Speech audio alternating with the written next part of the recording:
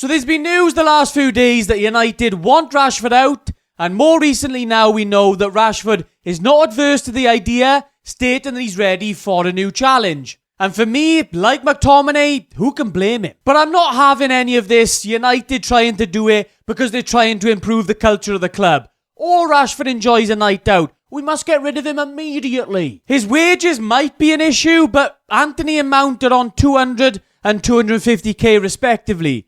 And when you factor in the fact that Rashford cost the club nothing in the first place, I don't really think that's much of an issue. For me, the one and only issue as to why United are trying to force Rashford out is because Ineos and old Sir Jim want to salvage some money for the PSR regulations, and they're licking their lips at the poor profit that Rashford can bring in, and then we can go ahead and sign another Anthony. Yay! Oh shit, here we go again. That's the real reason they want rid for me. None of this culture shift narrative that they're trying to force down our throats. I'm just not buying it. You look across the city and you've got Grealish there. Absolutely loves a pint. Has he been a problem at City? No. United are thinking of even keeping Greenwood on their books. A literal rapist. And United had to think twice before they got rid of him. And you actually got now a guy still in the squad who's been accused as well. So I think we've got bigger problems. In footballing terms, good luck replacing these stats. And everyone talks about the stat padding. Well, how about being United's top scorer up against the top 6 currently as well? Rashford, for me, has performed in some of the worst United teams I've ever seen. Broke his back in the process for the club. And I truly believe that he does love this club now. And I absolutely hate how he's treated. But he doesn't track back. Well, maybe managers haven't wanted him to do so much of that because they know he's our biggest attacking threat. Just maybe. I don't know. Call me sentimental, but that's just how I see it. And I do just feel it's strange how United fans don't feel sentimental. For a guy who's been at the club for so long, performed for so long in such a bad United team, yes, he's had a rough 18 months. I'm not denying that. But so has everyone in this squad. Do you think anyone in this United squad has performed over the last 18 months?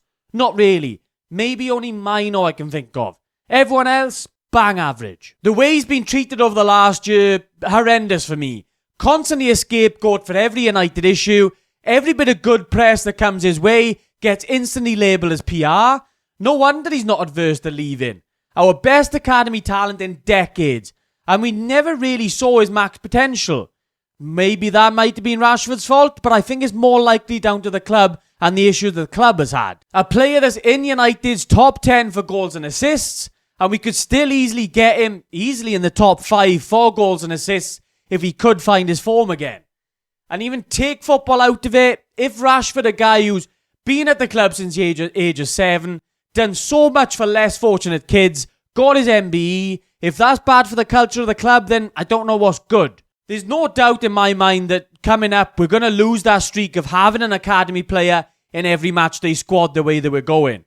Because we're trying to battle and stay within those PSR guidelines, and it's just to make more shitty signings and make up for the shitty signings that United made under Ten Hag. The whole thing has just got me very irate because it's just so anti-United to me.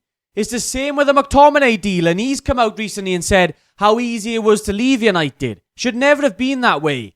McTominay the same. He got scapegoated for everything that was bad at United. Even though last season, he was the one that was keeping us afloat for most of it. And with McTominay, I don't think United are a better team without him. And it's going to be the same with Rashford as well.